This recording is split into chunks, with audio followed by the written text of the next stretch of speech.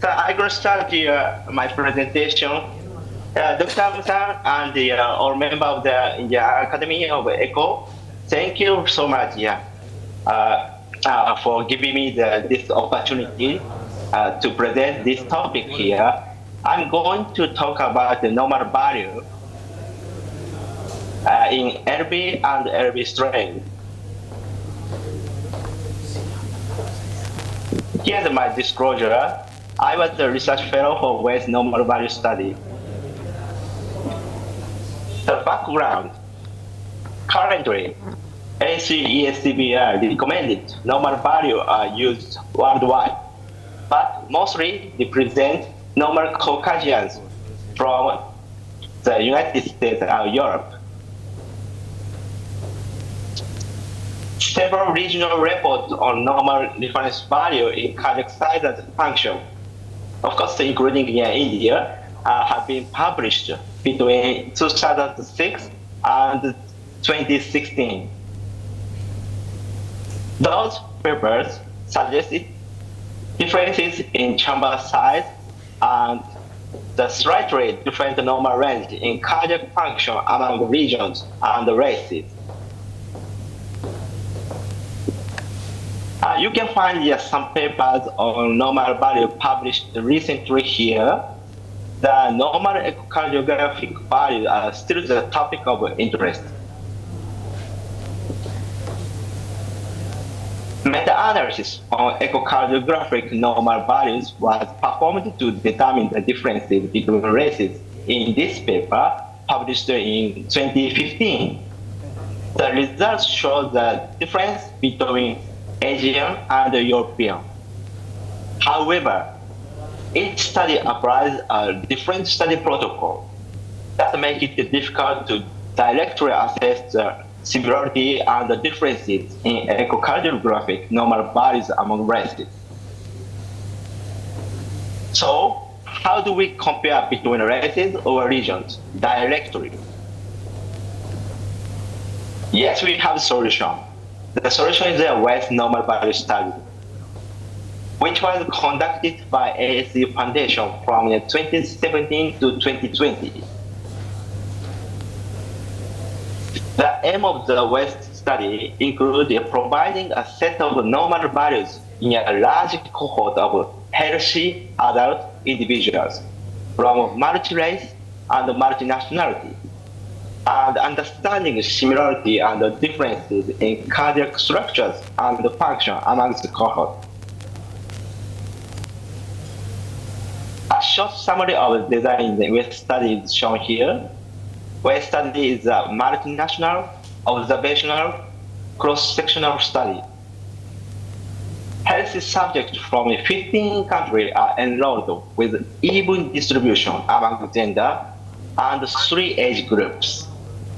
Echocardiography was performed following a uniform protocol and analyzed at core laboratory.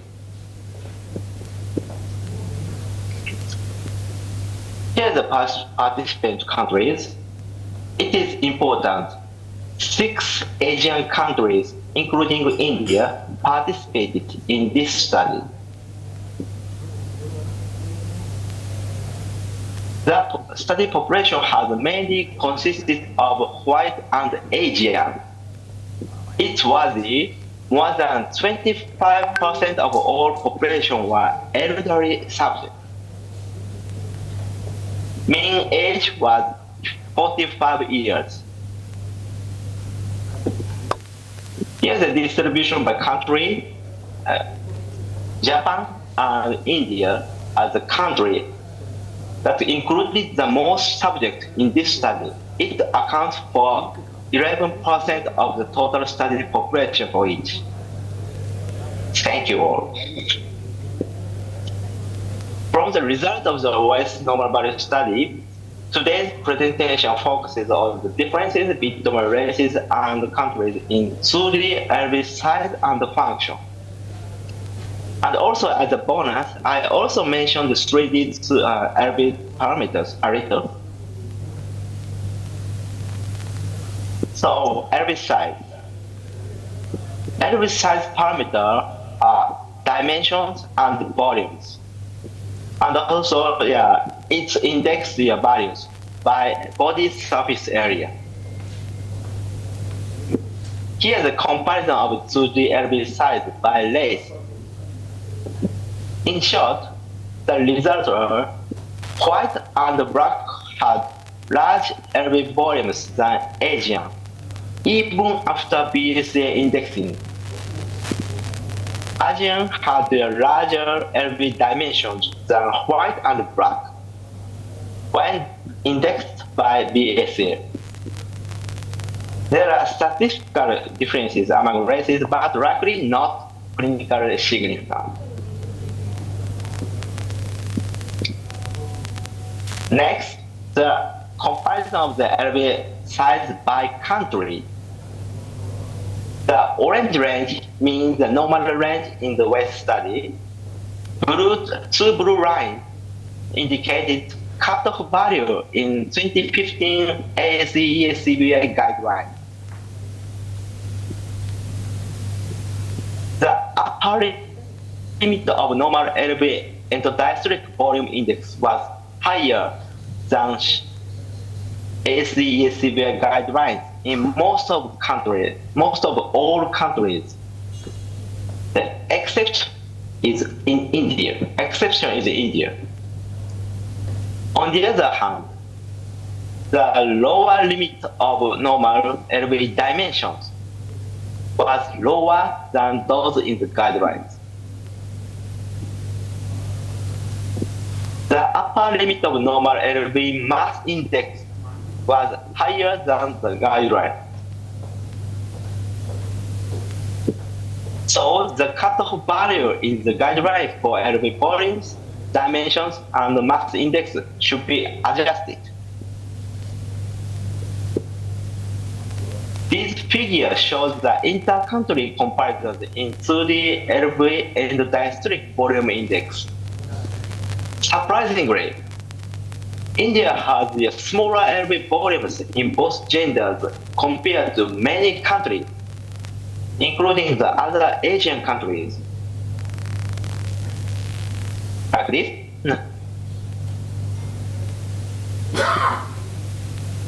So here's the bonus slide. For 3D LV size, this is analyzed by Tomtek.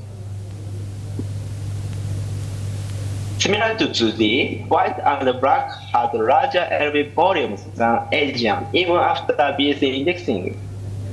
The differences of mean value are just 3 to 8 milliliter per square.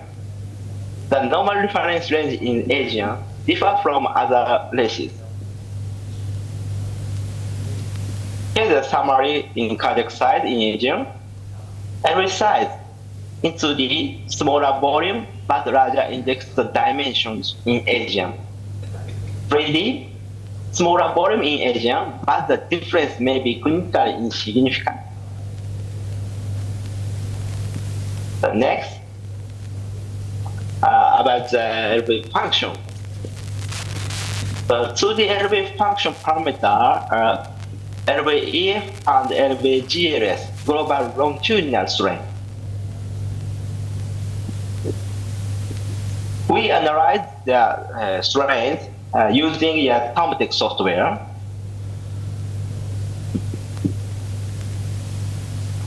This is a comparison in LVEF.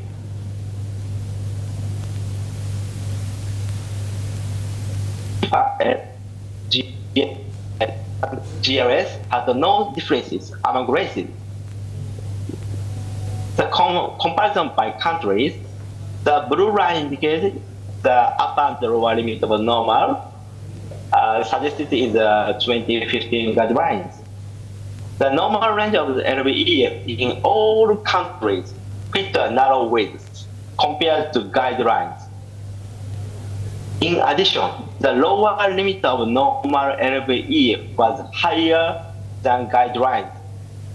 These results suggest the lower limit of normal LVEF should be raised.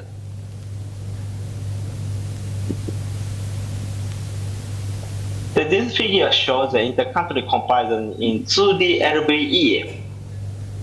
Female in Australia had a lower LVEF than those in some other countries, but the difference is not clinically relevant. Here's a bonus slide about the 3D LV function. So unlike 2D, 3D LV systolic function assessed by 3D LVEF, global longitudinal strain, and global circumferential strain was better in Asian than white and black.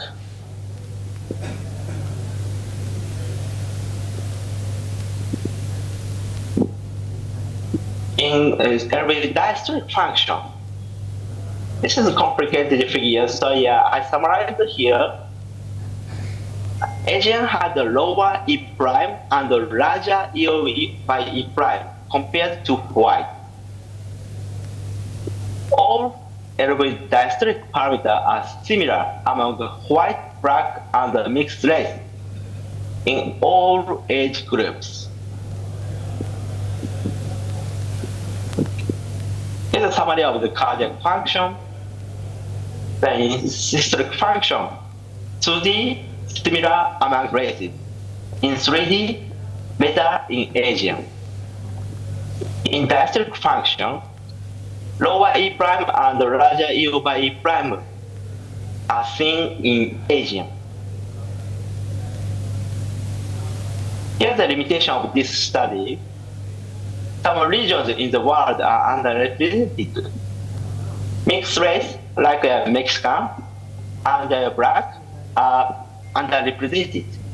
The number of subjects per country is relatively small. So going back to the regional report from India, I found these 5 studies published from 2016 to 2023.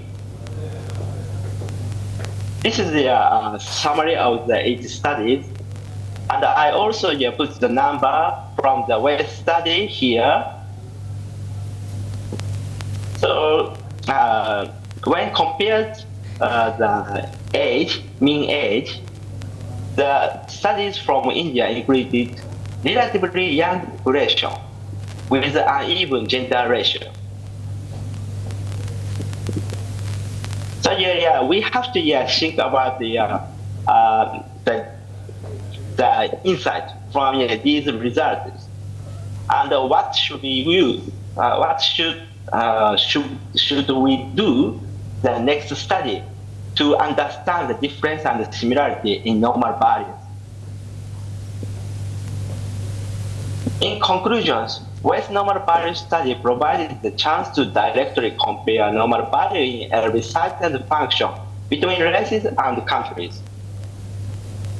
LV size in Asian was smaller than those in white or black in almost all 2D parameters, especially volumes in India.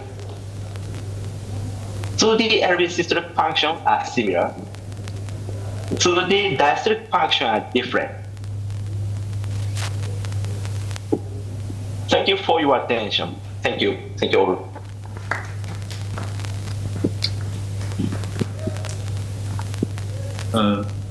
Thank you, Dr. Katsuro Miyoshi, for giving us an insight about the LV function and sizes in various races and regions. Any questions from the panelists?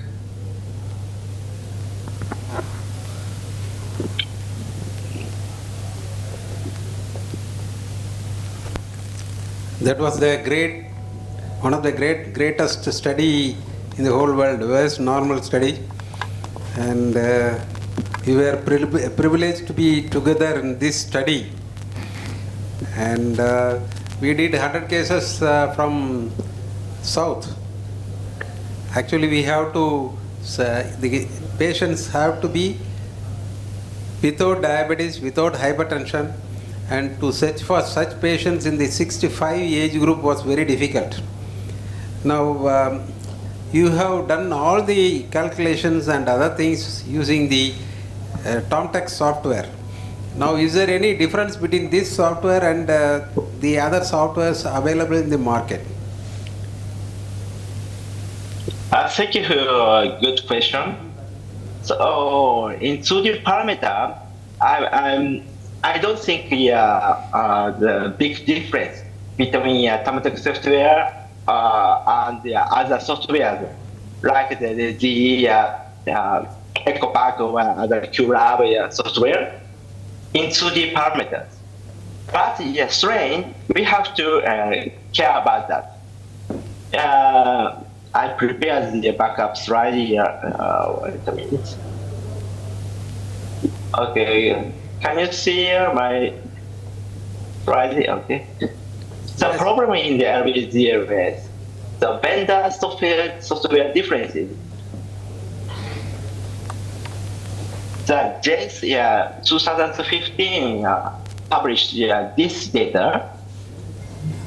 Some software had sometimes the significant difference between vendors.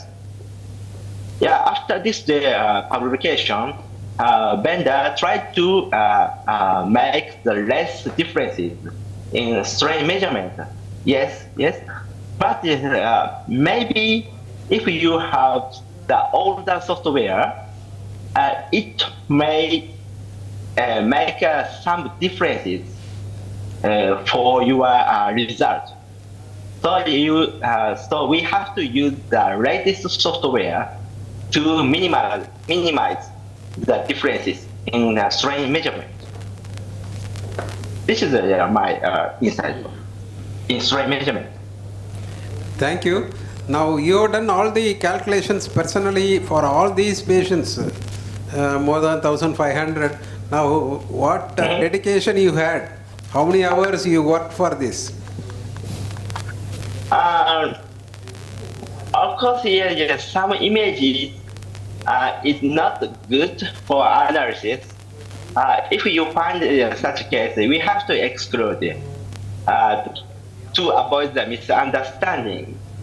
But maybe it goes to selection bias. But so we have to acquire the better images. That's the first step for good study. How many percentage of the patients are the study material you have rejected? I didn't count the numbers, but a very small number of the patients excluded for bad images for analysis. Dr. Selvani, you have any question?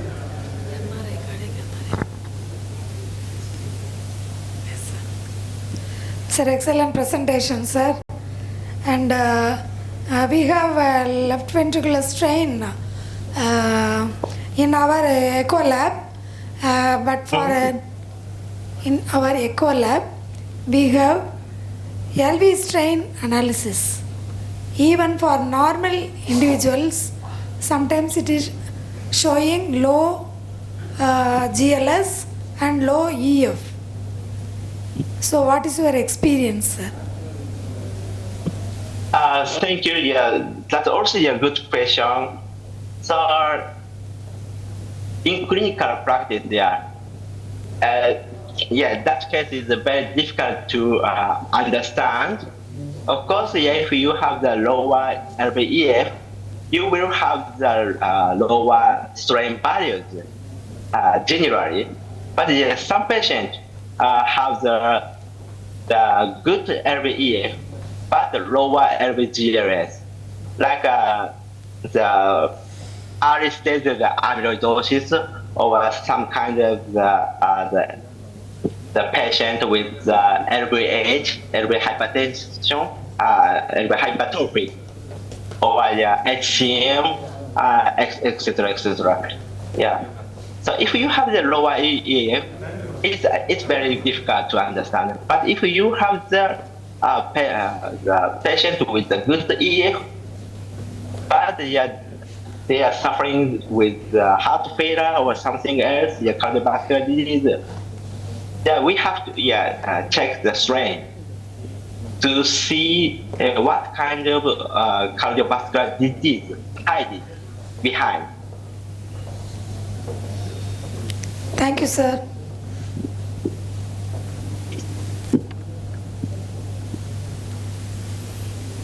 Anybody would like to ask any questions or questions in the chat box? There are no other questions. Shall we move to the next talk, sir? Okay, sir. Dr. Nilamjan, can you introduce Dr. Gopal Murugan?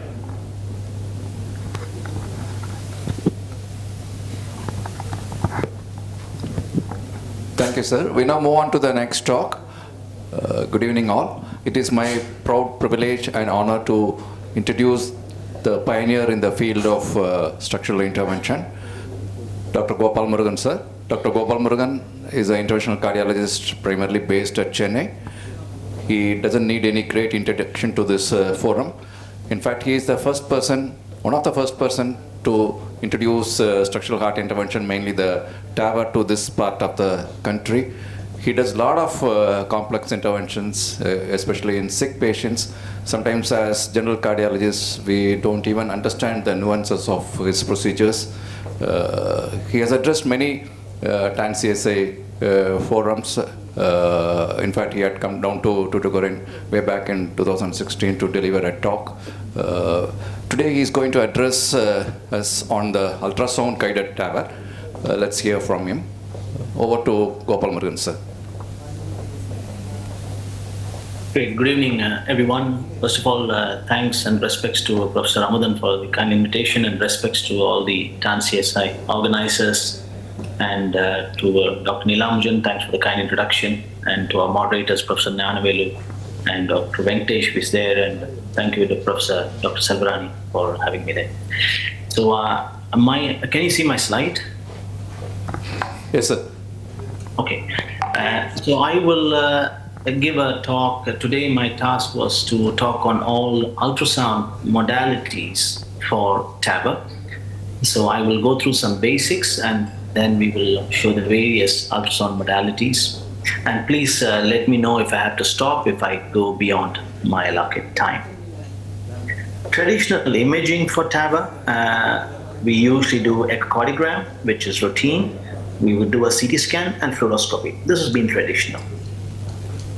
And why do we need to image? And that's because we need to see the various structures, mainly the access points, the femoral vessels, and then you need to see the navigation vessel, which is the aorta, and then you need to get to the landing zone. To see the landing zone, which is the native aortic valve, the landing zone means LVOT, the aortic valve, sinus of Valsalva, STJ, and the entire ascending aortic complex is the landing zone, because the interaction of the valve will be with all these structures, and that's why they call the landing zone. So you need to see all that. And coronaries. So to see all this in one shot, there's only one imaging modality, which is CT. And CT, one scan gives everything. And undoubtedly, that is the best. It not only gives imaging, it gives calcium information, it gives three-dimensional information, and you can do a 3D, and the possibilities are just huge.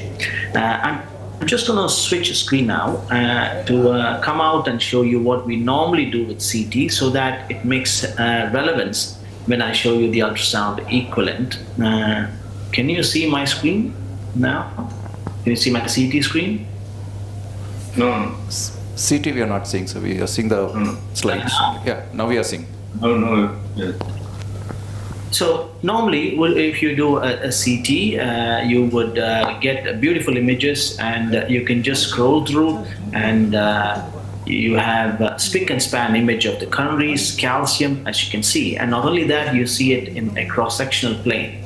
And if you need to do a multiplane, you would immediately switch to multiplane, and that would convert your entire screen to multiplane. Can you see my multiplane screen also?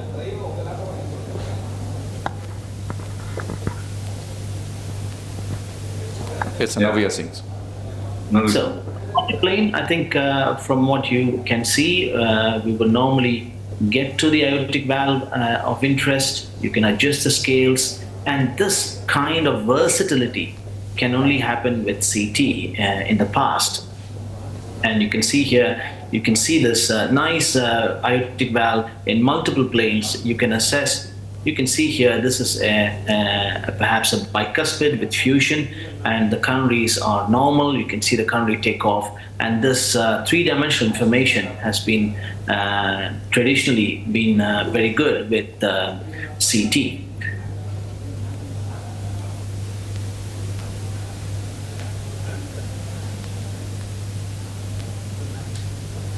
But some patients may not be able to have contrast because they have renal impairment. Then ultrasound becomes a viable option. Therefore, if you go with ultrasound, you need vascular ultrasound to look at the vessels. And then to look at the large vessels, you might need intra-aortic ultrasound in the form of IVUS or EVUS. And then to see the actual heart and the landing zone, you will need either TOE or ICE, or perhaps you can use AVIS and a combination of all three. Ultrasound access for vessel entry, this has become very popular, and this is one of the best ways to have safe access because it gives some real-time information which CT can't give, because you'll get the CT information, but when you puncture, fluoroscopy is inferior because you go by rough landmarks, but you don't see the vessel. But with ultrasound, you will see the vessel. You can see where you're puncturing. Sometimes you have calcium anteriorly. You can direct the needle more laterally, whereby you can get through a sweet spot. But it's just a matter of training because as cardiologists, we don't routinely get trained in this, but it's very easy. The learning curve is very short. So I'll just show you a short example of vascular access, and then we'll go through the next one. So we'll start with vascular access. So here, I hope you can see the screen. Can you blow up the ultrasound images, please? So you can see on the ultrasound screen, I'm on the left side, and this is the aortic, femoral bifurcation. We have the vein on the left. I'm able to compress it. We have the artery on the right. We're going to get access first. So we'll get two venous accesses, and the plan is to have one venous access for a temporary wire and the other venous access for the ICE catheter. Unfreeze. I hope you can appreciate my needle almost.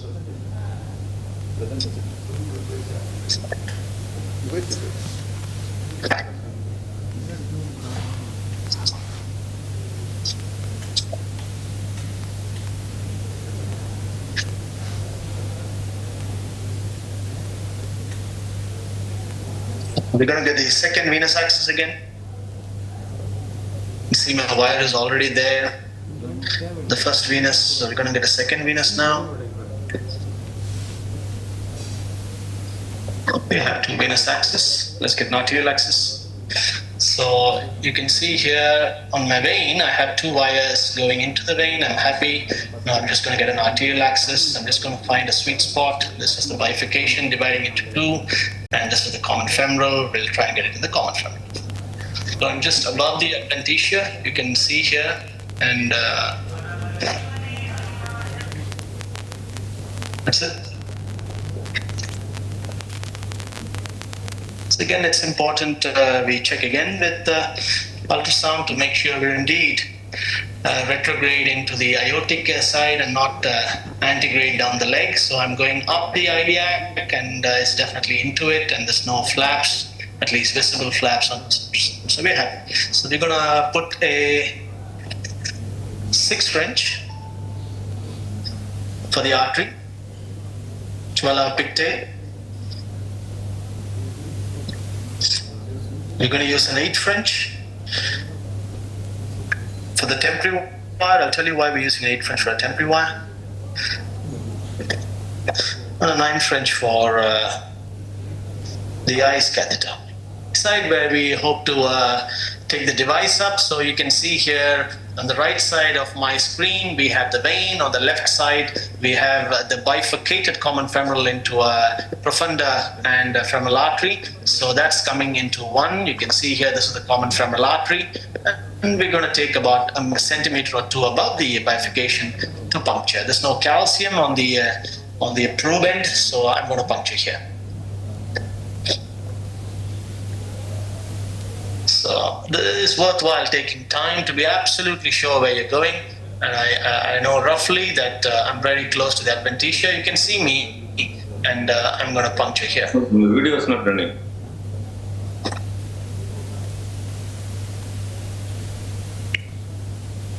Was the video not playing? Yeah, it's not playing. Oh.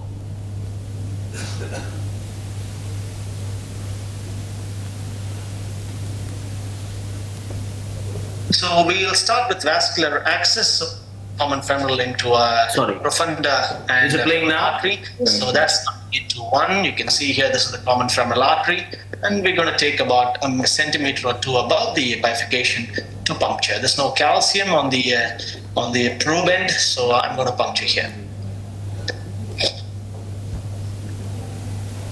So this is worthwhile taking time to be absolutely sure where you're going. And I know roughly that I'm very close to the adventitia. You can see me, and I'm going to puncture here.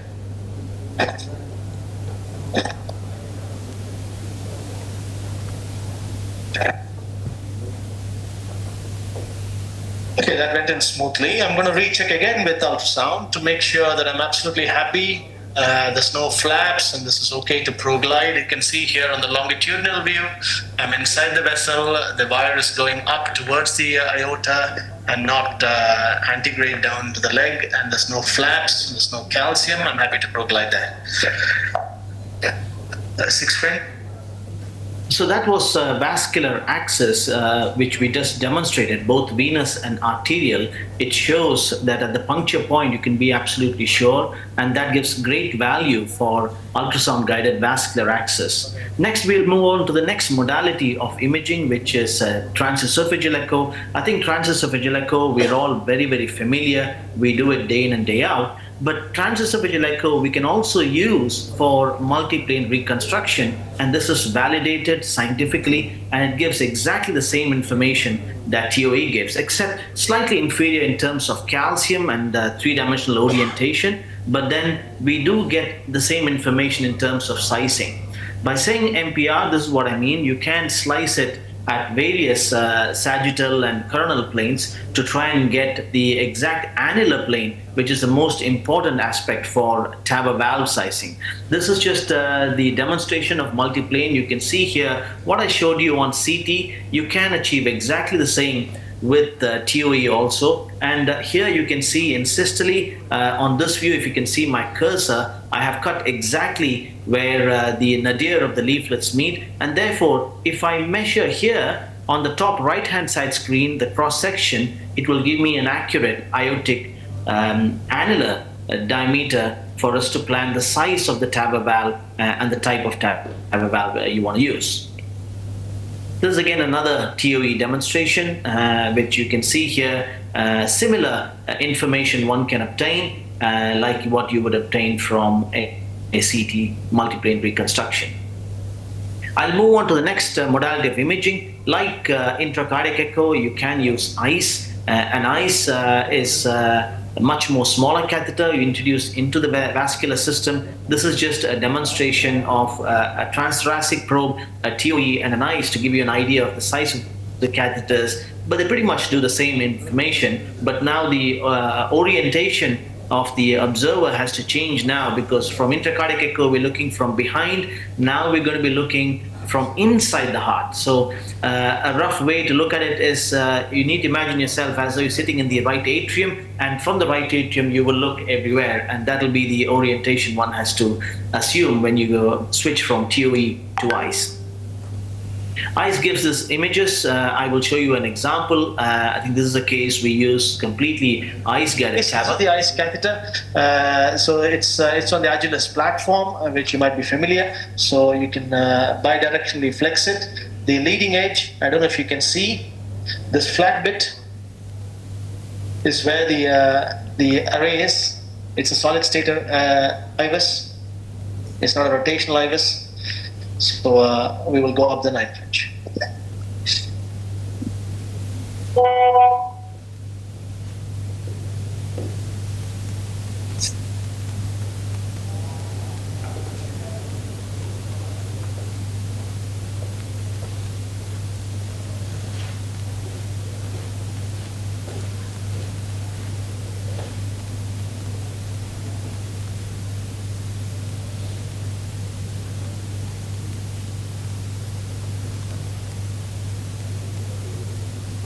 This is a nice view. Okay. This is a nice view. You can see with the ICE catheter. Just to orient yourself, my ICE catheter is on the top. It's in the RA. You can see the ICE catheter position on fluoro. So from there, the flat bit is the viewing bit. It's a solid state array. So from there, I'm looking down. So as I look down from the top, we can see the RA. You can see a little bit of spontaneous contrast, which is the venous return. And you can see the tricuspid valve through which you can see a wire, which is the pacing wire. The balloon is still up. I hope you can see the balloon up also at the end of the pacing wire, which is that thick bit. The RV is there, and you can see a little bit of pericardial effusion. And just towards the right, you can see the calcified aortic valve complex also. You can see here, this is a beautiful longitudinal view. This is the typical view from an ICE catheter. It's called the longitudinal view, and is always from the ICE catheter position in the RA cable junction, i.e. the SVC RA junction. From there, you look down the aorta, you can see the long axis. This is the more practical view that you will need for ICE-based or ICE-guided TAVR intervention. So I'm just going to go up slightly.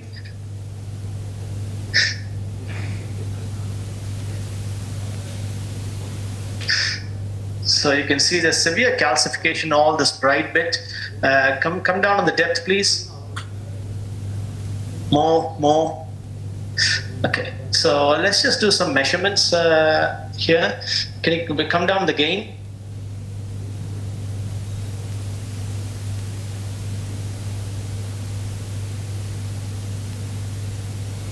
So you can see there's a little bit of calcium protruding at the ST junction also. There's a lot of calcium here.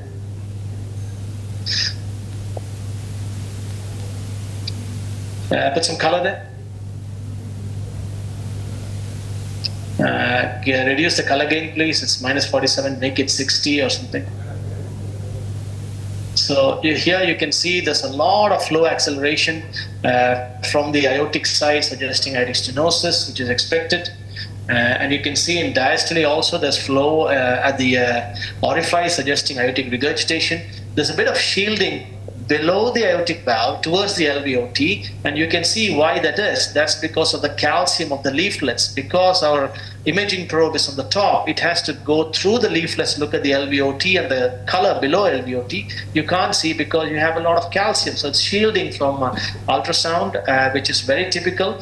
But then we just need the valve tips. So let's do a measurement there, Lalita. Can you just measure? Freeze there. Okay, go back. Okay, good.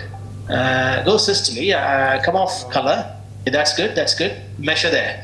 Now tip of the nadir of the leaflet. Go a bit more. No.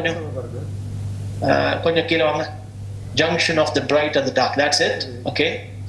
To the opposite side. Come inside. You're too high. Come down towards the LVOT. Okay, good. Stop there. Yeah. Okay. So you can see here the measurement, the best measurement I'm getting is 2.5 centimeter. So what I did with the ICE probe was I tried to constantly move the ICE probe either clockwise or anti-clockwise to make sure we get the largest diameter. That's what I've done on the ICE. Come off freeze. Okay, I'm just going to do some more measurements to be absolutely sure we couldn't get anything bigger. Okay, put some color here. Okay, stop there. Also, you don't need to tricuspid into the RV, and from the RVOT, I'm looking up into the pulmonary valve. So my catheter on the ICE image is on the top. From there, I'm looking at the pulmonary valve. And just to orient everyone, I have bent the catheter, gone into the RV. So the catheter is on the top. Always think wherever the ultrasound starts, the catheter is on the top. I'm in the RV. From there, I'm looking down. Therefore, I'm seeing the aortic valve in the middle and the pulmonary artery, the RVOT opening into the pulmonary artery. Yes, this is the only modality where you get such clear images of the pulmonary valve. Even TOE you would struggle because it's very anterior. And just to the left, you can see the short axis of the aortic valve. And this is a good view to know what kind of valve you're dealing with. Is it a trileaflet valve or a bileaflet valve? And I think you will all agree with me that this is the short axis of the aortic valve, and this is a clear trileaflet calcific valve. It could be rheumatic. That would only explain why at such a young age, 41, he's developed aortic stenosis, because I was expecting to find a bicuspid aortic valve, but this is surprising, I must say. Let's put some color here. So you can see here there is flow in systole and diastole, suggesting aortic regurgitation. But on transthoracic, which we did in the outpatient setting, he clearly had moderate aortic regurgitation.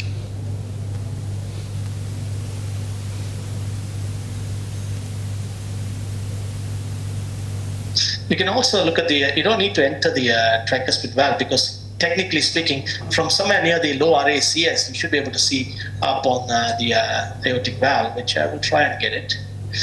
So this is down into the,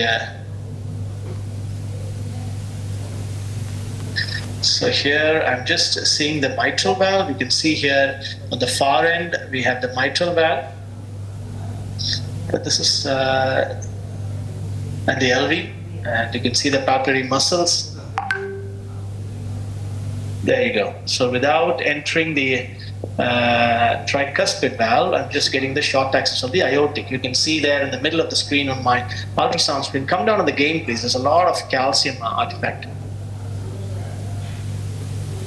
Okay, I'm into the well, I'm at the tricuspid valve, which you can see at the top end.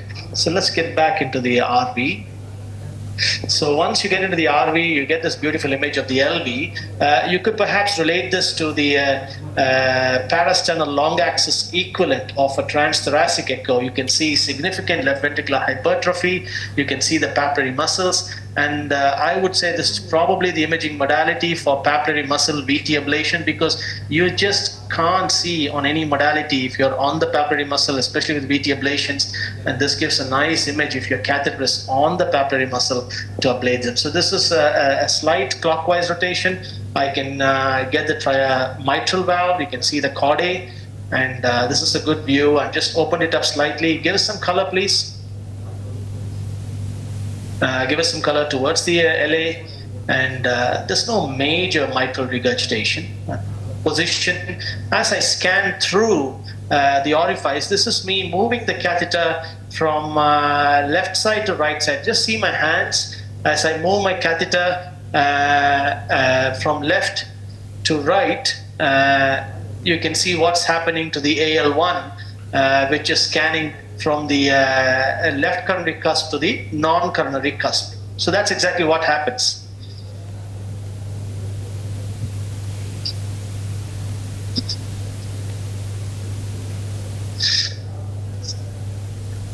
So I'm going to come off fluoro and see if we can cross with the ice, because I can see, you can see on ice exactly my point where I am, and I'm just going to see if I can cross the valve. I think I'm through. There you go. Did you see that?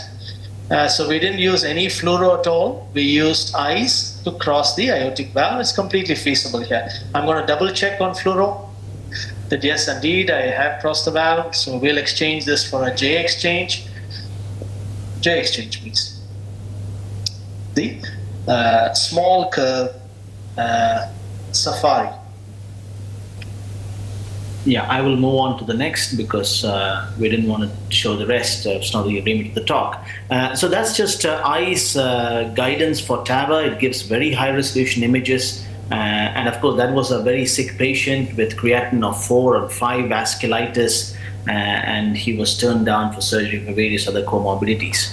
Sometimes we get emergency TAVRs also, which are very, very sick patients with high lactate, and renal impairment, they may not be fit enough for a CT scan, and they may not have time for anything because otherwise they could die. Balloon aortic valvuloplasty is a valid option. Some people are saved, but many don't last too long, and therefore nowadays we go straight with a TAVR. Like a primary angioplasty now, we do primary TAVR, assuming the patient is affordable and they have a reasonable anatomy. So this is a patient who had a severe LV impairment, was in pulmonary edema, recently admitted. So we moved, you can see the bradycardic echo was in multiple inotropes. Here we used aortic vascular ultrasound. You can see here to assess the vessels, I have taken an 8-French sheet and put an intravascular ultrasound. This is a special intravascular ultrasound that has a wide depth of penetration. It's called aortic vascular ultrasound, or AVAS. And here I'm just doing a pullback. You can see here on the right-hand screen, like how you would do a coronary pullback. It just does a pullback. So I'm just pulling back from the aorta. You can see on the right-hand side screen, and this is now at the iliac level, and that bifurcates. You can see here, you can see the bifurcation into the external iliac, and now I'm into the sheath. So this gives a very good idea on the size of the vessel, whether I would be able to take a delivery system or not without having done a CT scan. Of course, the puncture was based on ultrasound, but after the puncture, you want to know your entire aorta. I can see the entire aorta up till the aortic valve without doing a CT or any other imaging modality. And once I get into the aorta, of course, I cross the aortic valve, and then I put the same AVAS ultrasound through the wire into the LV, and now you can do a pullback like intravascular ultrasound, but a pullback from the LVOT through the aortic valve into the sinus. And this is what the ultrasound looks like. So that's the LVOT, and that is just, that's there. Where you're seeing there is just, that's probably the aortic valve. That's the aortic valve annulus. And as I come out, you can see here the leaflets are now touching my probe. The probe is in the center, and now I'm into the sinus, and you can see the coronary ostia coming out at 2 o'clock position. These are some images that I got. You can see here on the top right-hand side screen is the video. I've just paused it here, and this is the actual. On the bottom right-hand side screen is a still image of the sinus. You can see here very wide sinus. The 2 o'clock position here is the coronary artery coming off. So the sinus is wide, therefore I'm not worried about coronary obstruction. The annular sizing here, I got a rough 1.5 into 2, so it's a very small annulus. So we went for a 23 millimeter valve. Unfortunately, as you saw in the aortogram, very horizontal aorta, and therefore one can't get a self-expanding valve coaxially without a sling, and that's what we're doing here. And once the sling was in place, the aortic valve was positioned and released, achieving a very good outcome. This is another patient who also got admitted with severe AR. I hope you can see here on the screen, on the fluoro screen, this patient had a bioprosthetic valve. I hope you can appreciate this thin line here, which is the actual bioprosthetic ring, and the valve had degenerated with cardiogenic shock now. So we did an AVAS for emergency TAVR. We got some indirect images from the fluoroscopy. We make some measurements. Basically, we're making use of every single information. It doesn't have to be one single modality, but there are ways to just get away without a CT for deserving patients. Here we got an annulus here from the contrast of 14.7. I know the coronary height from the annulus. I know what's the height. Did an AVAS, and once we did an AVAS, we can see the coronaries are miles away. You can see on the top right-hand side AVAS screen the stent posts of the previous bioprosthetic valve. The coronary, which is at 5 o'clock position, is miles away, and therefore there's no risk of coronary obstruction. Here again, this is exactly the 3 stent posts. You can see here the ultrasound of the stent post, and the coronary is coming off, so fairly safe. And then we put a valve inside it. There's a co-valve being put in, and after that the patient has no AR, and that's the baseline image. So various ultrasound modalities, like in this case we just used vascular ultrasound for entry, AVAS for the entire passage up to the aortic valve, and sizing based on AVAS, and you can achieve a good outcome. So with that, I will conclude. I think ultrasonography is an extremely useful tool as part of a multimodality imaging protocol for any structural intervention. Increasingly, structural interventions, be it TAVR, TMVR, TEER, LA appendage, require multimodality imaging, and certainly procedures like TEER, it's completely echo-based, and that knowledge and team working is important to help patients. Ultrasound may be the best option for patients with severe renal impairment. I think we all have renal impairment patients. You can see we've now been doing renal impairment patients for the last 5 years without any contrast. Sometimes we just use multiple ultrasound imaging modalities, achieving very good outcome. We have 5-year follow-ups. And ultrasound increases safety and outcomes over and above routine CT imaging. I will stop there, and thank you, everyone. Thanks so much, sir. That was a terrific presentation. The eyes images were fantastic. Any questions from the audience? I have a few questions, Dr. Gopal. Yeah. You didn't mention the reason for why you used 8-French sheath for temporary pacemaker. That's one.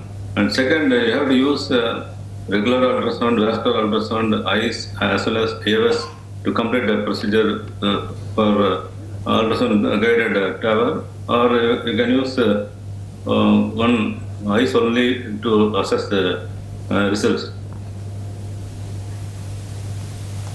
Eyes for outcome of TAVR. Yeah, to optimize the. Eyes you can use, sir, but to assess outcome, we use routinely transthoracic. Transthoracic gives everything that we need. Beautiful transthoracic images, straightforward, because eyes, availability of eyes is little, and you need to have a 9-French sheath for the venous cannula, and you need to have a console. All that has to be available, and the cost goes up significantly.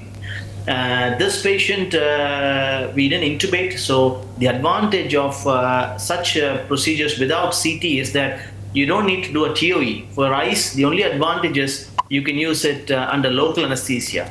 Otherwise, TOE gives very good information of the aortic valve complex, if they can be intubated, and outcome is very nicely assessed on TOE or transthoracic.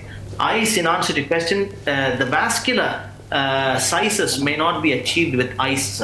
You need a vascular ultrasound. I think coronary may achieve, but it may not go all the way to the depth of the aorta, unless the aorta is very, very small. But once you get, if you want to get into the aortic valve complex, you need the dedicated peripheral ultrasound, which is what I just showed. Am I answering your question, sir? Yeah, one more question. You didn't answer the question. That why the 8-French sheath was used for temporary pacemaker. Yes. So 8-French, yes. Those things I didn't spell out. We don't put temporary. We don't put a central line in anyone, sir. So as a routine policy, I put a femoral 8-French. I put a 5-French pigtail for the temporary wire, and I slave that line, which allows 3 French for the anesthetist. So that means throughout the procedure, I have a central line access, and we don't put any central line. And once the procedure is done, I will take everything out, which means there is one extra less stick for the patient. So I just use an 8-French, both as a central line access throughout the procedure and for temporary wire. That's why I use 8-French. But still you have to use the CT guided valve size, no, instead of TE. No, all the cases that I've just shown, sir, none had CT. So these are patients who are either very, very sick, can't even get to a CT room, or they have very severe renal impairment. The one that I showed, the first one, the eyes based TAVR, that patient had a creatinine of 4.5. These patients probably will end up in dialysis at some stage. We don't know. He was very young. He was only 42. But we are trying to not put him through dialysis as a result of TAVR. That can be done now safely with ultrasound modalities. That was the idea of the presentations. So none of these patients have CT. We don't do CT on any high-risk patients because for the last 5 years now, over 32 patients we have done completely ultrasound guided. We just don't do any CT at all. Very innovative, Dr. Gopal. Thank you very much. Now, is there a role for CT fluorofusion? Yes, sir. There's one case, actually, we have done only one case, maybe I should show it, where one of the things ultrasound doesn't give us very clearly is calcium information. So what we have now done for two cases, actually, one we finished, one we have not done, is what we do is we do a first CT run, but without any contrast. Then we do an MRI. You'll be very surprised. The MRI gives beautiful information of the entire aorta, the vessels, the lumen, without any contrast. And now we fuse the CT and the MRI exactly in the same plane. And when you do that, you get calcium information, but because CT we didn't give contrast, you won't have luminal information, but the luminal information comes from MRI. So in one scan, we infuse the CT and MRI, so we have calcium information and luminal information without using a drop of contrast. In answer to the question whether we can fuse echo onto a CT, yes, we can. There's a software which many cath labs have. So it's a big bomb. You pay them this big bomb of cost. They give you the software. You can get the live CT. It's called Heart Navigator. You get the patient CT superimposed on the fluoro screen, or you can get the echo superimposed on the fluoro screen. And as you turn the fluoro screen, the heart moves also. The TO images move. So that's a echo navigator that can be done. It's a fusion, but not fusion of echo with the CT. No.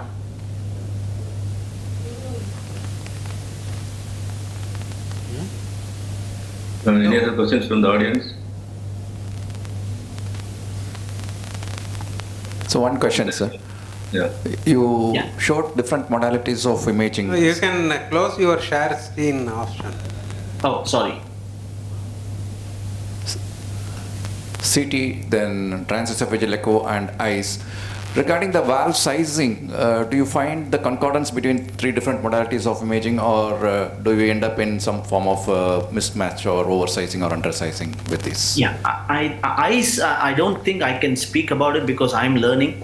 I don't think it's been validated, but TOE, multiplane reconstruction of TOE is validated. It gives exactly the same information as CT, and publications have been done years back. I think a lot of work was done by Professor Mark Monahan from King's College Hospital.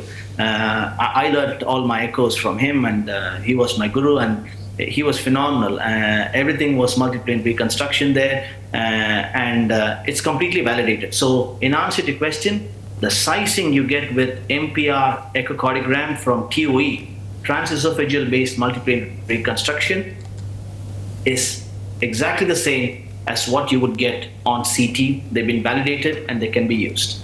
But that's just for the valve size. The other things that echo may not give you is the valve to coronary height and the other complexes which you would easily get in one shot on a CT. Thank you, sir. There are no other questions, so then we will move on to the second session on interesting echo cases. Professor Ramadan, sir. I invite Dr. Balasubramaniam, HOD, Madurai Medical College, and Dr. Selvarani to conduct this session.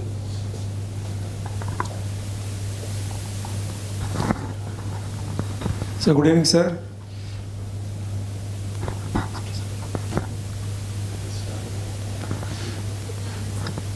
Yeah, sir. Good evening, sir. Yes, sir. Yes. Yes, sir. You can start your presentation, sir. Shall I start, sir?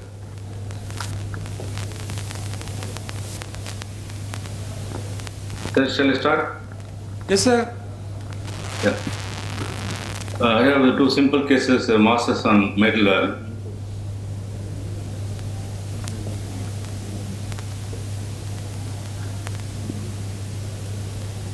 First case is a 47-year-old male, is a professional driver, shortness of breath in sitting position, especially while driving for long distance over the past 6 months. He has no comorbid conditions. On examination, his vitals were normal. The cardiac examination revealed normal heart sounds and faint mid-diastolic murmur effect. Other systems were normal. And these are the echocardiographic images, the long axis view with color and two-dimensional. the large mass measuring about 5 into 7 centimeters, prolapsing into the mitral valve, into the LV in diastole. This is the M mode occupying the whole of the left atrial outflow in diastole. It's got normal LV function. Trivial tricuspid ejection with normal mild pulmonary hypertension. This is the gradients across the mitral valve, which indicates moderate LAOT obstruction. There's the gradients of peak gradient of 13 and mean gradient of 7. These are the trans-esophageal echo. This is the mid-esophageal four-chamber view, showing that mass appears to be attached to the mitral valve. Myxoma, the diagnosis is obvious. It appears to be a myxoma, but myxoma attached to the mitral valve is very rare. The color flow.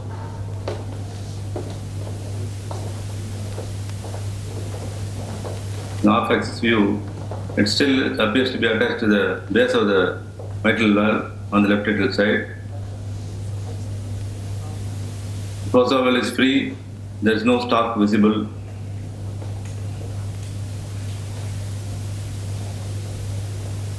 The short axis view of the aortic valve. And this is a bicaval view. The fossa valve is free of the attachment. Some other views. This large mass appears to be attached to the anterior leaflet. So this is a case of myxoma on mitral valve. The commonest mass on the mitral valve is vegetation, but the common benign myxoma is the commonest benign cardiac tumor, very rarely seen on a mitral valve. It appears gelatinous, attached to stalk. Calcification is common. Hemorrhage or necrosis can occur. That's why the heterogeneous propensity echogenicity is seen. Stalk is usually attached to the fossa valve, but in our case, the stalk is attached to the base of the mitral valve. But surgeon got operated. The surgeon said that the stalk was attached to the base of the mitral valve, the interjunction between the internal septum and the mitral valve. And this myxoma can be associated with Carney complex.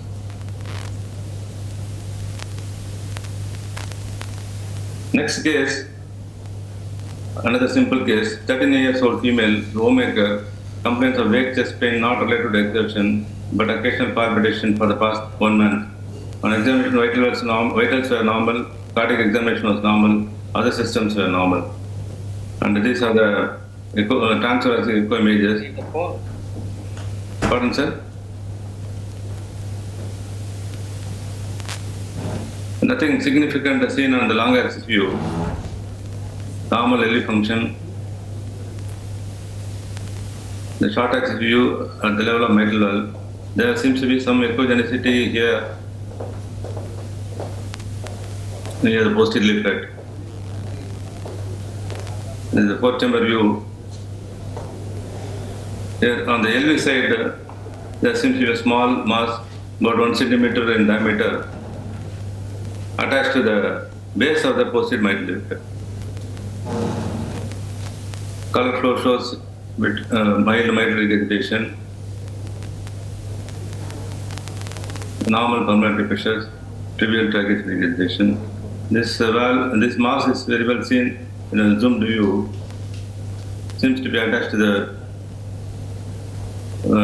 base of the posterior leaflet on the left ventricular side. Some other views, the typical long axis view. The transesophageal echo clearly shows a small mass attached to the posterior leaflet in the fourth chamber view.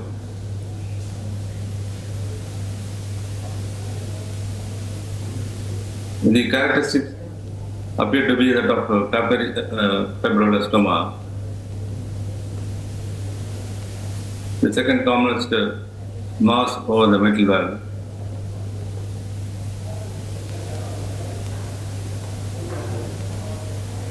And this papillary fibrillosarcoma is a benign cardiac tumor. It almost mimics vegetation.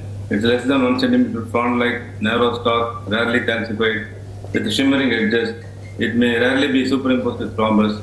There won't be any necrosis or hemorrhage within the tumor. And it shows independent motion and usually is seen in the downstream of the valve, that is on the left ventricular side. The take-home points are the vegetations are the commonest mass on mitral valve. Tumors and cysts are very rare. Papillary fibrillosarcoma is the commonest tumor on mitral valve. The clinical background is vital in arriving at the proper diagnosis. Rarely other investigations like cardiac MRI may be necessary for the diagnosis and management. Thank you very much.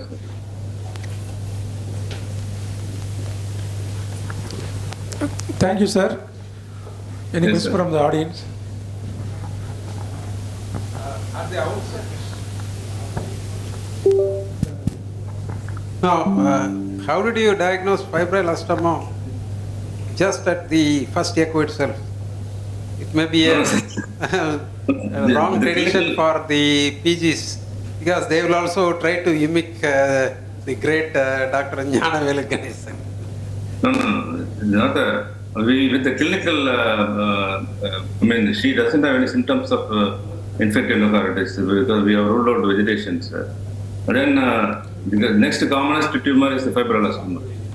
That is how we have found out. It's not a tissue diagnosis. It's clinical, echocardiographic diagnosis. Do you have any other diagnosis in mind, sir? No, but without a tissue diagnosis, how can you say concretely it is that? And I can't think of any other differential diagnosis apart from fibrillosarcoma. And especially the typical location and typical features of this echogenicity, size, everything fits into the fibrillosarcoma.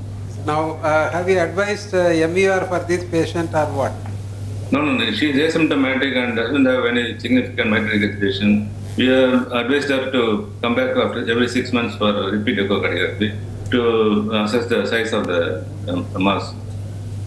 Any other clinical manifestation was there apart from the cardiac? No, it's an incidental finding. There is no clinical symptoms with respect to this mass. Dr. Balu, you agree with the diagnosis? Straightforward? Yes, sir. Yes, in asymptomatic protein echo, we have seen some patients with mass attached to leaflets, sir, without any symptoms. Why not it be a vegetation? So we follow, sir. We repeat echo after 3 months. We see if somebody's remains same. Yeah. No, I made such. No, I will tell you one incident. Such a case was presented in PGI when I was the PG there. I diagnosed it is a mass and this fibrillosarcoma, and I was making a big noise about that. And suddenly after 6 months, I was pulled up in the clinical pathology meeting, and they showed it was a vegetation. They did the tissue biopsy and other things. They showed it is a vegetation. What was the clinical presentation, sir? Poor patient. It is a young lady again. Without any fever? Yes. Without any fever? Yes. Sir, She was seen in the labor, labor ward. And I was the only one consultant who has seen the case and done the echo. I didn't call the consultant also. So I got big bang for that. See, they do the CPC. The highest rate of clinical, the dissection and other things, they at least do the heart pathology. Even after death, they don't leave the heart. I think cardiac MRI may help to rule out thrombus, but the thrombus is I'm not saying thrombus, vegetation. Vegetation. Now we can do vegetation should be attached to the nuclear scan, sir. Not at the base of the PET scan. You can do PET scan and you can go for the diagnosis. But since she is asymptomatic and this is an incidental finding, we are just following her. Dr. Nisamuddin, you want to say? You can unmute and talk.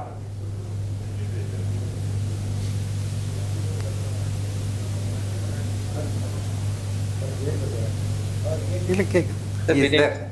He's unmuted. Nizam, you want to talk? Yes, sir. This is the patient is not having any symptom in benign mass because the patient is not having any significant hemodynamic thing. So the biopsy has not been attempted, but biopsy is the final thing.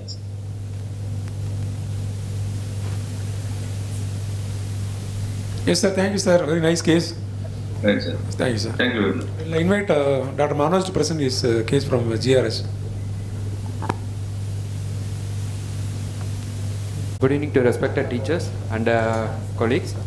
Today, at this outset, I would like to thank IAE Chapter Madurai.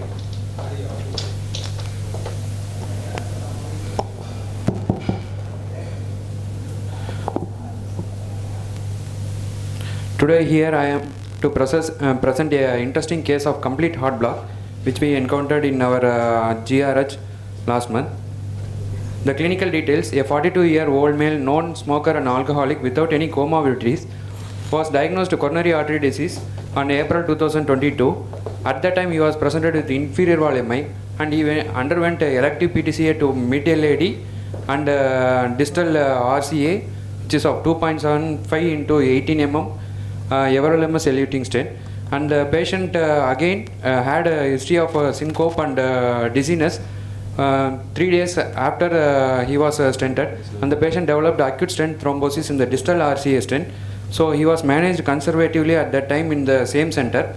After 1 year, due to poor drug compliance, the patient again admitted with anginal chest pain on October 2023 in the same center and was on optimal medical treatment. Now, last month the patient admitted with anginal chest pain and history of 1 episode of pre-syncope for the past 10 days in our GH, and these were the previous details where first initial angiogram was done on 14/4/2022 and he was electively stented on 18/4/2022. Then the patient developed acute stent thrombosis. It was diagnosed on 26/4/2022 and he was managed conservatively. So when we examined the patient had initial blood pressure of 120/80 millimeters of mercury and his pulse were irregular and his JVP was not elevated and respiratory rate and oxygen saturation were normal in room air.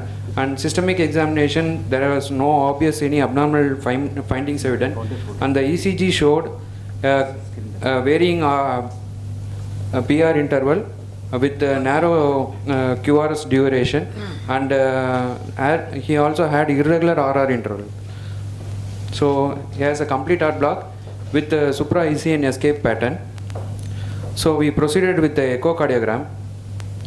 So the parasternal long axis view showed apparent dilatation of left atrium with severe mitral regurgitation with the posterior eccentric jet, and minimal pericardial effusion is seen, and the LA aortic ratio was 1.5, and the vena contracta of mitral regurgitation is 0.4 centimeter. So moving to the short axis view, in the short axis view at the basal lateral portion of the septum, we could see mixed echogenic focus in the infralateral region, and in the color flow Doppler we could see no communication between the LV cavity and the echogenic focus, echolucent focus.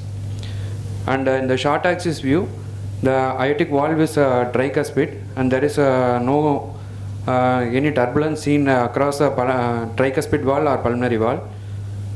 In the apical four-chamber view, here it appears normal, but on color flow Doppler it shows moderate to severe mitral regurgitation, and at the basal part of the interventricular septum there is a mixed echogenic focus is seen. So what do you see in the lateral wall of the left atrium?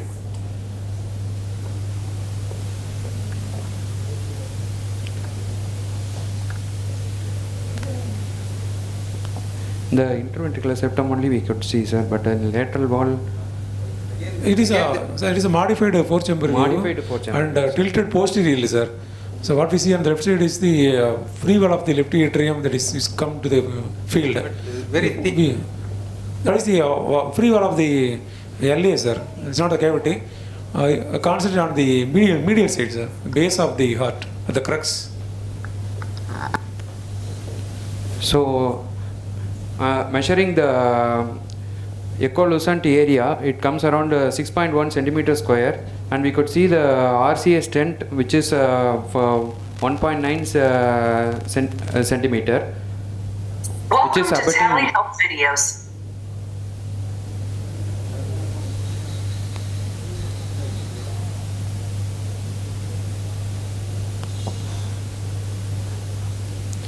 So this stent is visualized near the basal region where the mixed echogenic focus is seen. So proceeding with the 3D view, we could see the defect. The filling defect was seen in the interventricular septum. Marker.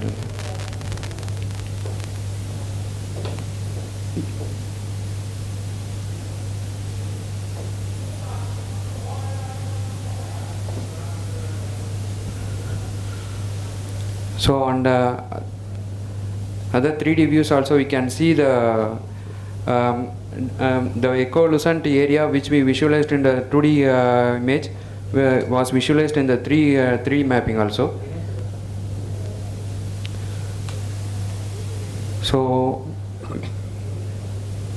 we try to focus the area of involvement, whether it has involved the left part of the interventricular septum and other extending beyond the crux.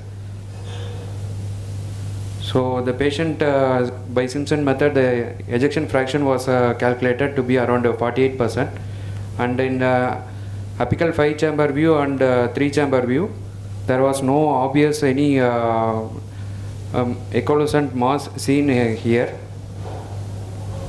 So and Doppler study showed grade 2 diastolic dysfunction. Then we came to an impression that it's of situs solitus levocardia, atrioventricular and ventricular arterial concordance with a normal relation of great arteries and normal systemic and pulmonary venous drainage is seen. IAS and IVS intact. Mild LV systolic dysfunction and grade 2 LV diastolic dysfunction is present, and there is a irregular rhythm during study. And the mixed echogenic focus near the basal part of IVS and the echo free space measuring of 6 centimeter square by area is measured, and the RCA stent measuring 19 millimeter visualized near the basal IVS with the moderate mitral regurgitation. So the possible differentials that we considered is intramyocardial abscess with a stent aneurysm, and the second possibility is intramyocardial dissecting hematoma, and third is LV pseudo aneurysm, that is a contained rupture. Fourth is the intracavitary thrombus. So we proceeded with the lab investigations, and lab investigations, the patient doesn't had any history of fever, though we had sent for blood culture evaluation, showed no growth in culture. So we proceeded with the cardiac CT. In cardiac CT, we could see only the vessels got filled up in the left anterior descending artery, but in the right distal coronary artery, the vessels didn't fill up, and the cardiac CT showed the right coronary artery with the stent and the hypodense region mentioning as the ill-defined loculated collection with enhancing wall noted in the posterior-inferior surface of the heart, abutting the posterior-inferior surface of left ventricle and interventricular septa, measuring 4.3 into 4.4 and 5 centimeter.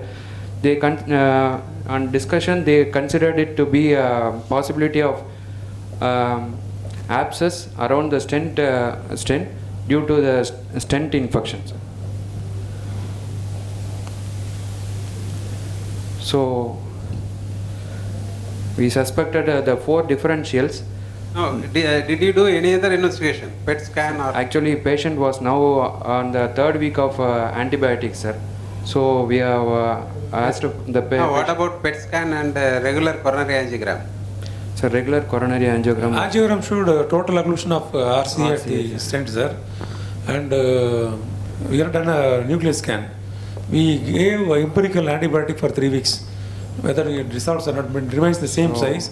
And we are planning for permanent pacing after consulting the cardiothoracic surgeons. So angiographically, the patient had a complete total type 4 ISR, sir, with the CTO, and the filling was. So it's a case of probably a stent related infection, going for acute stent occlusion, sir. And he remains as a cavity in the at the crux of the heart.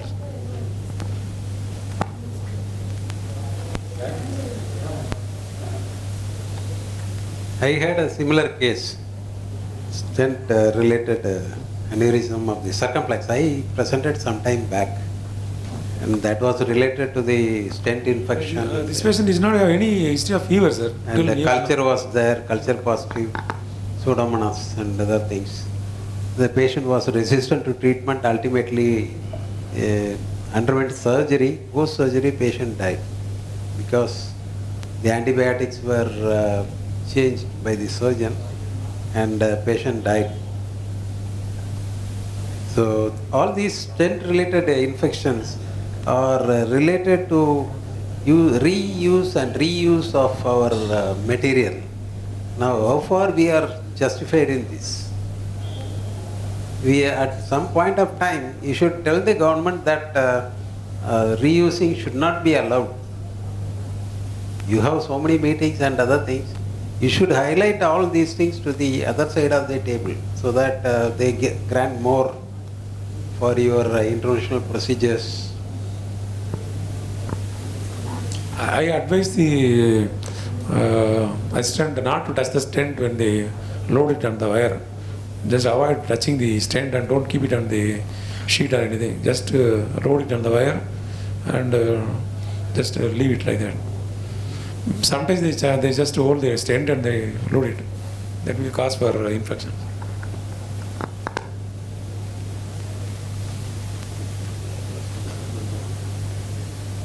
Any question from the audience? This is a case of stent-related abscess, asymptomatic, presenting is a complete heart block, sir.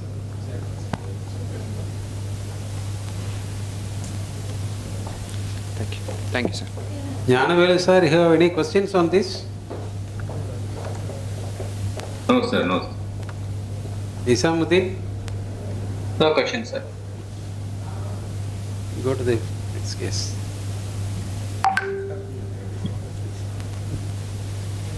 That is a great presentation. Thank you, Manoj. And we'll move on to the third case. Myocardial viability by strain echocardiography. Dr. R.V.A. Anand and Professor Dr. V. Amudan, Jayalakshmi Heart Center, Madurai. Over to you, sir.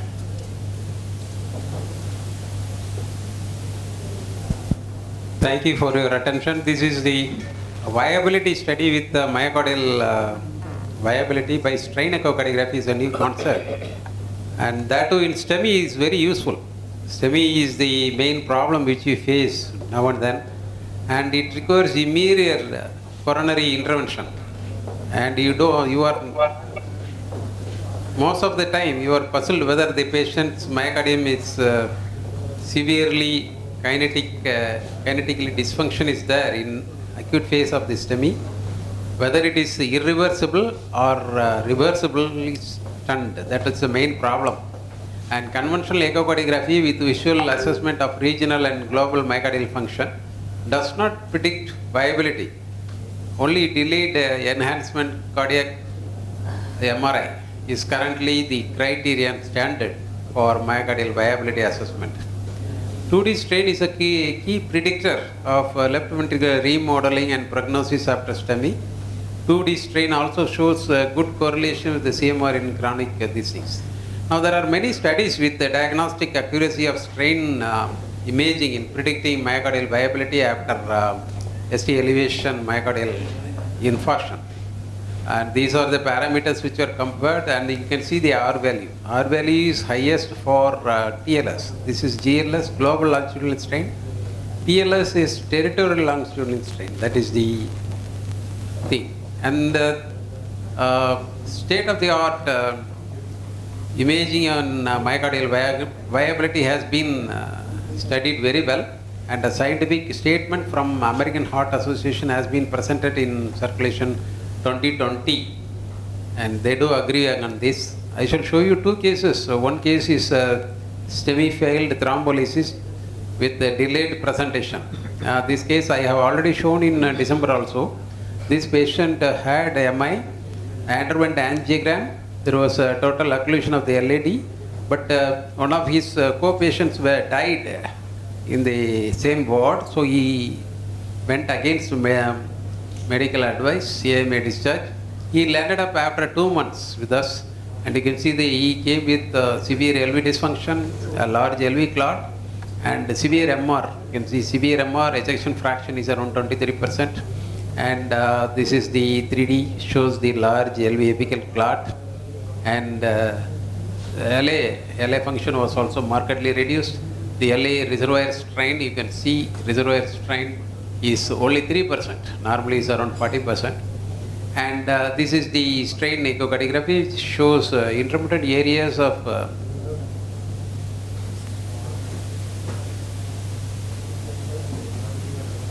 you can see here intermittent areas of strain, normal strain in between the abnormal strain areas that triggered that this patient will respond to this our treatment. So he underwent PCI. You can see the LAD was opened and a very long stent was placed, and the patient recovered very well. And you can see that a good angiographic report, and this is post procedure. He was on anticoagulant plus clopidogrel plus aspirin.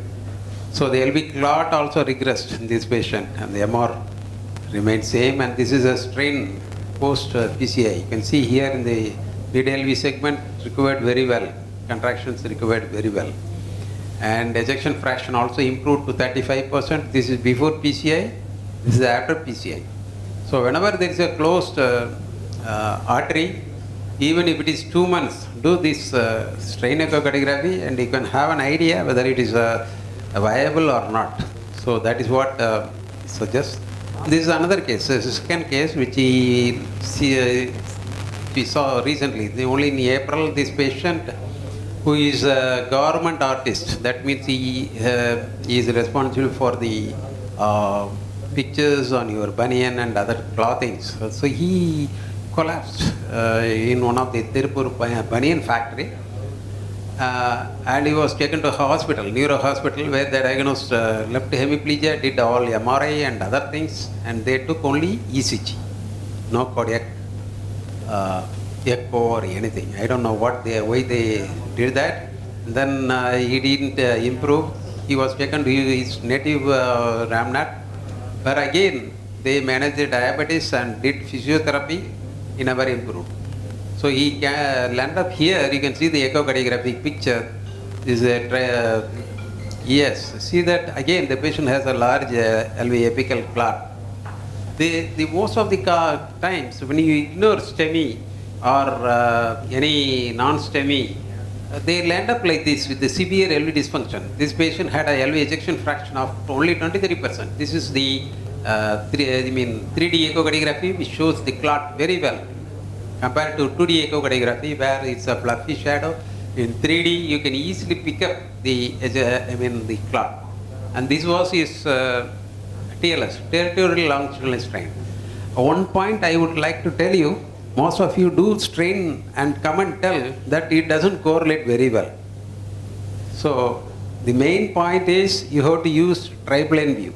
Always use 3D machine, don't do in a 2D machine. These vendors will come and tell you with a small portable equipment they will do strain. That will never work. go to the highest equipment, to the equipment which you have in your lab, the highest equipment, go there and do this triplane and try to do triplane for all your patients. Only one triplane, one 3D image, that's all. Everything is over, you can get it. Just before wheeling into the cath lab, do this. All of you are eager for putting the wire and opening the arteries, but never care about echocardiography. But later in life, you don't know the 3D and comes and depend upon some 3D man, and you are going to waste your time in the lab. You don't know whether to pick in the anterior medullary plate or posterior medullary plate, you don't know. So, do spend some time with the echo lab. This is building block. Unless you cross this stage, you will not land up in a good cath lab and you will not be able to do structural or any other intervention. Do this. So now you see there is a strain abnormality in the anterior septum, anterior wall, basal level. And then you see this blue area. This is abnormal, great abnormal. So this indicates this area is the infarct related or the main artery which you have to tackle here. As you know, this is LAD territory. This is LAD territory. This is RCA territory. This is circumflex. So this is RCA territory. So this patient has two vessel disease. And now you see that this ejection fraction is only 23%. And see the angiogram. So two vessel disease totally blocked LAD and this RCA, and there is a large lesion in LAD also. So the patient underwent stenting, and the patient's arteries were opened very well. The patient is doing very well now. See that.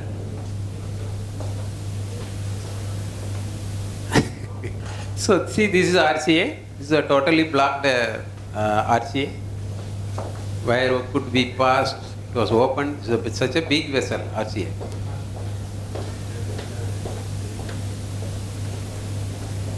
And see now, the strain, the total, that blue color has gone. So, strain analysis is very useful in doing this. You can see that the ejection fraction has improved to 34%, and this is before PCA and this is after PCA. And this is before PCA, you see the clot, this is after PCA. So, you have a good improvement in, so always do this. Thank you. Thank you, Sivakumar, particularly for coming and gracing this occasion and also adjusting our presentation. Yes, sir.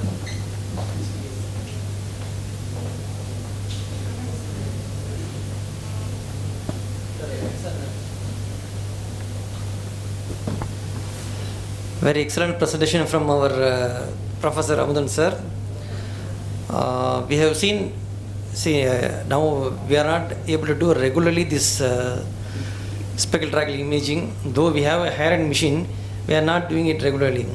But sir has enough time to do that, and he is projecting it as so nicely. We have to learn from this. Thank you, sir. Thank you, sir. We'll now move on to the a case of hypertrophic cardiomyopathy, contrast echocardiography, assisted alcoholic septal ablation by Dr. R. Sivakumar, Professor Dr. N. Ganesan, Department of Cardiology, Meenakshi Mission Hospital and Research Center, Madurai. And the presenter is Dr. Aravind.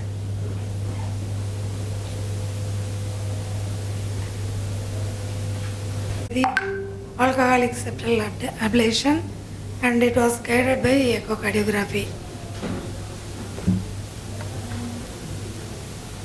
Is the basic thing: transthoracic, transesophageal, and intracardiac echo. And the sir has combined IVAS also in his presentation. So, lot of interesting things going on in the structural heart disease intervention, and I wanted to congratulate the entire team of Meenakshi Mission Hospital for doing this, because almost it is a forgotten procedure now.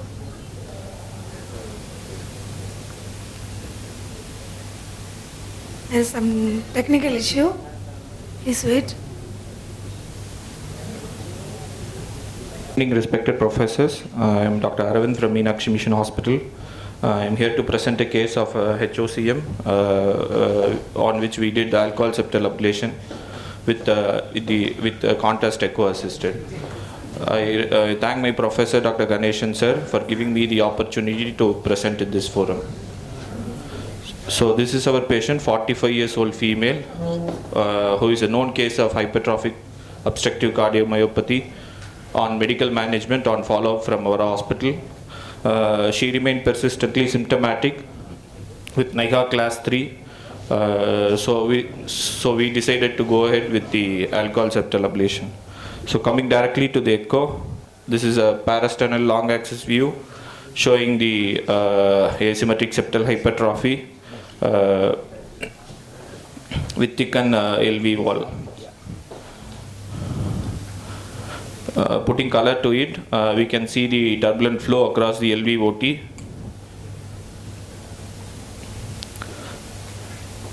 Short axis view showing the hypertrophied ventricular musculature. Short axis at the aortic level.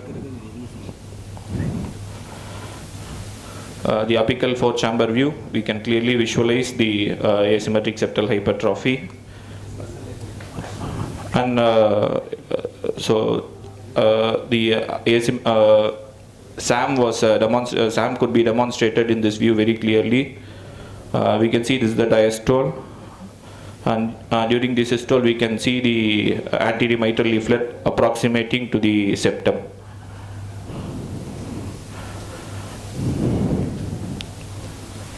So putting color to it, we can see the turbulent flow. We can see the posteriorly directed MR jet. This is a better clear view showing the posteriorly directed MR jet.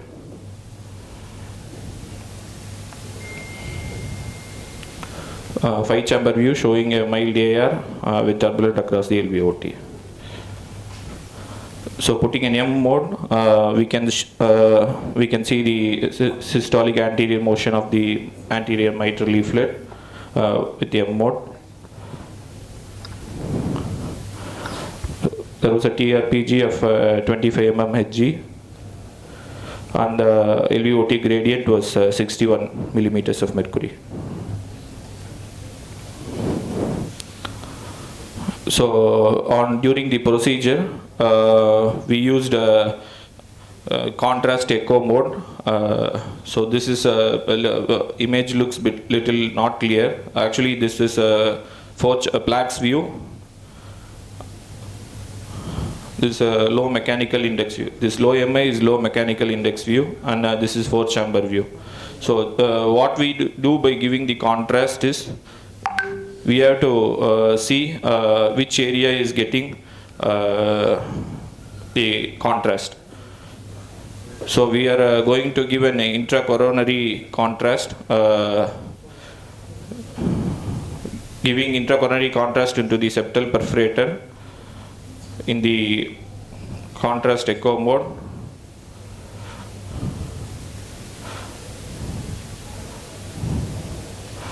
We can see the whitening of the septum. If you see the interventricular septum and the basal part, you can see the complete whiteout of the septum, which was due to the contrast we are given. So that should be approximated through the septum. Although the view is not clear, we found out that the vertebral artery, which we cannulated through the angiogram, is supplying that part of the septum, causing the LVOT obstruction.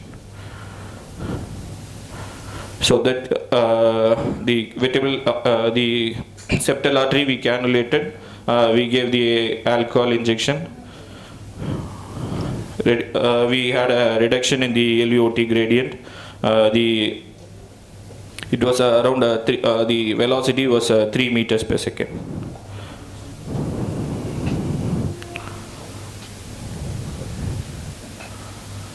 So this is a short about the contrast we use. Its brand name is SonoView. It is a sulfur hexafluoride particles. It comes as a powder. It is a 25 mg lyophilized powder. It should be mixed with sodium chloride, 5 ml of sodium chloride. It costs around 8,000 rupees. And we have to give approximately 2 ml into the into the septal artery for the contrast to enhance. So if we repeat, actually the total we have 5 ml. We can repeat if needed.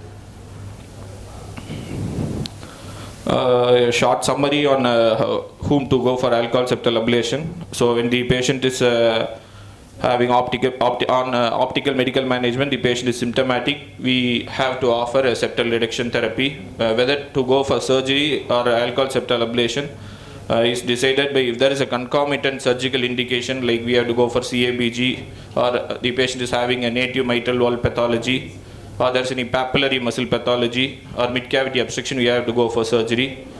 If these things are not there, we can consider consider the patient for alcohol septal ablation.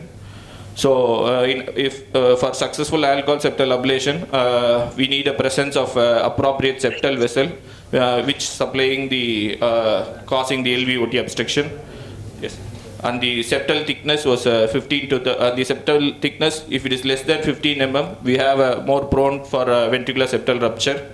Or if that is more than 30 mm, we may not get an adequate result. So if there is a presence of RBB, we can go for ASA, or already there is a pacemaker or a ICD, it's better to avoid the surgery. So we know about the contraindications. So whenever there is a presence of LBB or septal thickness more than 30 mm, we have to opt for surgery. Thank you.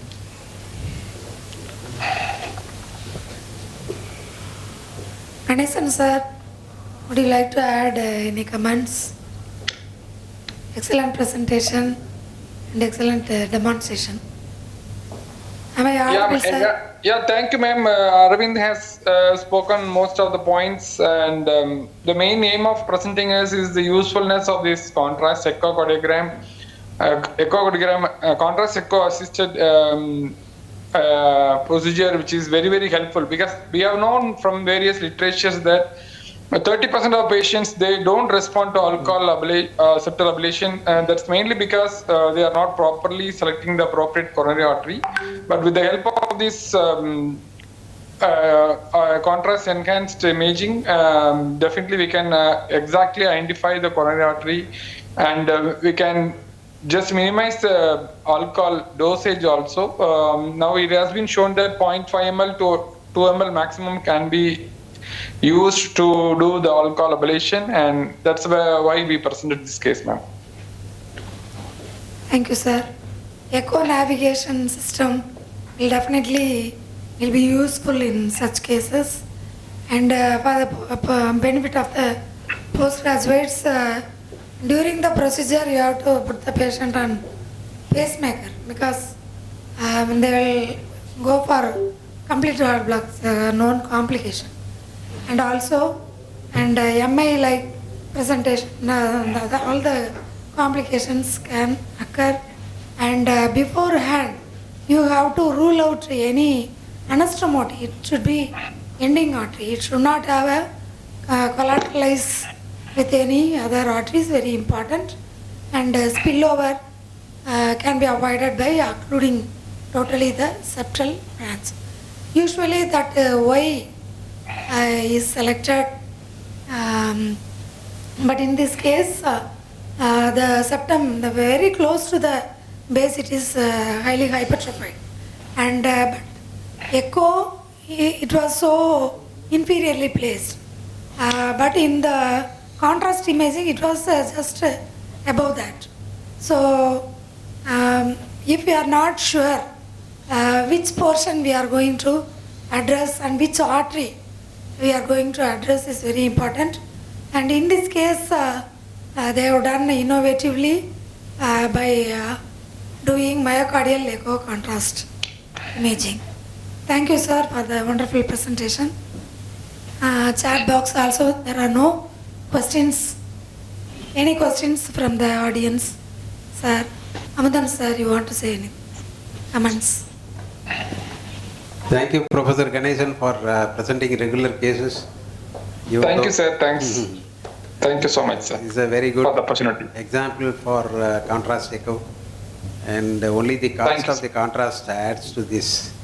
And the final result, is there any alteration in the final result when you do a contrast echo for these patients rather than 3D or something like that? No, sir. Most of the guidelines now recommend all the alcohol septal ablation should be done under with a contrast-assisted procedure only, and they have found out that if you use a contrast, definitely we can achieve a very good result. That's the thing I would like to convey in this forum, sir. Thank you. Thank you. I think the recurrence rate can be definitely avoided if you use the contrast enhanced imaging. The recurrence rate will be definitely avoided. Thank you. Thank you for your wonderful presentation. Thank you, sir. Dr. Neelambijan, you want to say?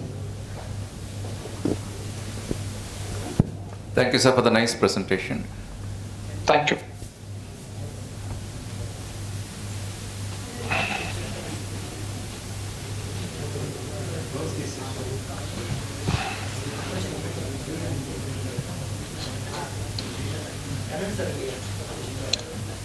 So that comes to the end of the case presentation.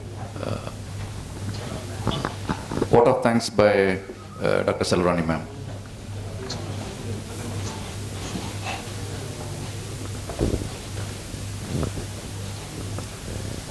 So we had a very nice talk both by the symposium and the interesting case sessions. I thank Indian Academy of Echocardiography and Tamil Nadu Cardiological Society for conducting bi-monthly meetings, and I thank Professor Dr. Amudan sir, President IAE Madurai, for constant encouragement of the presenters with all his efforts, and he is also presenting every month with the new cases, with the new ideas and innovative thoughts. And I thank our President, Dr. Neelambijan sir. He has come all the way from Tuticorin to attend this meeting regularly. Thank you for your sincerity, sir. And I also thank T.R. Muralidharan sir, Aravali sir, Balasubramaniam sir, Veeramani, and Dr. Jawahar Farooq and Dr. P. Kannan, Organizing Secretary of TAMCS. We are awaiting a big scientific gala in September 7th and 8th. And I thank you, sir, for your presence. And Dr. Vishnu Prabhu, Finance Secretary of TAMCS 24. And I thank TAMCS Secretary Dr. P. Shanmugasundaram of Velamal Hospital. And I thank Professor from Japan. He has given an overview of 2D quantification of LV and LV strain. Professor Tatsuya Miyoshi, MD, PhD, FICC, FACE. And that session was moderated by Professor Jnanavelu. Dr. M. Venkatesh could not join. Thank you, sir. And the second session, ultrasound guided TAVR, we enjoyed the very clear demonstration of that demonstration of transthoracic, transesophageal eyes and IVUS also. Thank you, sir. And we thank the chairpersons for the next session, Balasubramanian sir and R.R. Saravanan and G. Sivakumar, and all the presenters. Dr. Jnanavelu sir has excellently shown mitral valve masses, and we are thankful to you, sir. And Dr. Manoj, and Dr. Amudan sir, Avi Anand, and Dr. Arandin from Meenakshi Mission Hospital. And I thank one and all for the participation online and offline. You are the one who is behind our success. And last but least is the audio-visual system, Jyoti Kumar, and Sun Pharma for his excellent support technically. The division, Histamet D, Rivaflow and Axer. And I call upon our President sir to give away the mementos to the presenters. And Dr. Manoj, come forward to get the mementos. Mute all podunga.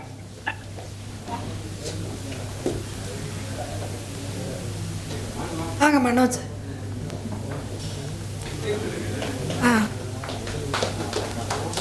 Dr. Aravind of Meenakshi Mission Hospital.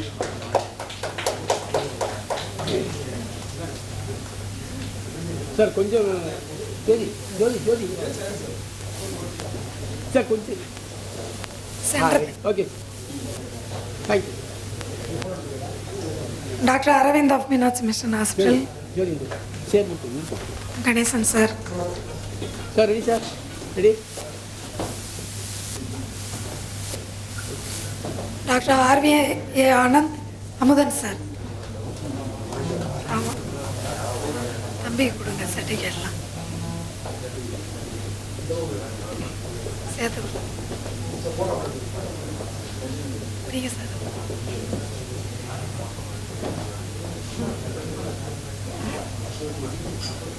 Dr. Sivakumar sir joined in chairing the session. Chairperson. Bharat Subramanian sir. Sir, ready, sir?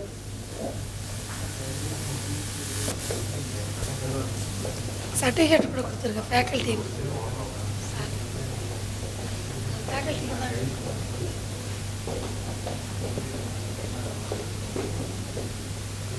Certificates, please give them. Amudan sir's signature is missing. Get it. எனக்கு